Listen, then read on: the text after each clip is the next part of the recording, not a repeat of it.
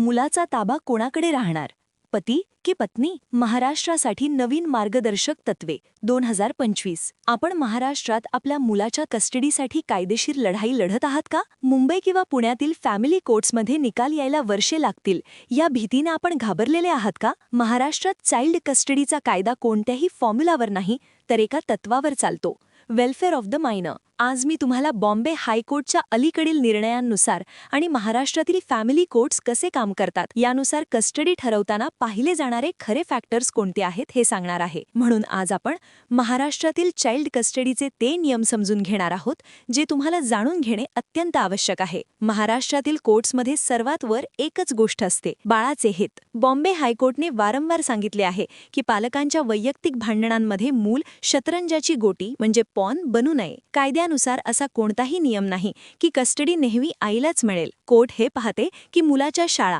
आरोग्य आणि भावनिक सुरक्षिततेसाठी कोण अधिक चांगले वातावरण देऊ शकतो. महाराष्ट्रातील फॅमिली कोर्ट्समध्ये एक अतिशय आधुनिक पद्धत वापरली जाते ज्याला शेअर्ड पेरेंटिंग प्लॅन असे म्हणतात. केसच्या सुरुवातीलाच कोर्ट पालकांना एक सविस्तर प्लॅन तयार करण्यास सांगते. यामध्ये ठरवले जाते की सुट्ट्यांमध्ये मूल कुठे राहील, शाळेच्या मीटिंग्सला कोण जाईल आणि दोन्ही पालक मुलाच्या संगोपनात कसा सहभाग देतील. बॉम्बे हायकोर्ट अनेकदा लीगल कस्टडी म्हणजे कायदेशीर हक्क दोन्ही पालकांना देते, तर फिजिकल कस्टडी म्हणजे मूल प्रत्यक्ष कुणासोबत राहील त्या पालकाला दिली जाते ज्याच्यासोबत मूल अधिक सहज आणि सुरक्षित वाटते. महाराष्ट्रातही गार्डियन्स अँड वॉर्ड्स ॲक्टचे पालन केले जाते. सामान्यतः 5 वर्षांखालील मुलाची ऑर्डिनरी कस्टडी आईला दिली जाते कारण त्या वयात मुलाला आईची सर्वाधिक गरज असते. परंतु कोर्टने हेही स्पष्ट केले आहे की जर आई मुलाची योग्य काळजी घेण्यास असमर्थ असेल किंवा मुलाच्या सुरक्षिततेला धोका असेल तर ही कस्टडी वडिलांनाही दिली जाऊ शकते. कोर्टच्या मते मूल आपल्या दोन्ही पालकांच्या प्रेमाचा हकदार आहे आणि ज्या पालकाला कस्टडी मिळत नाही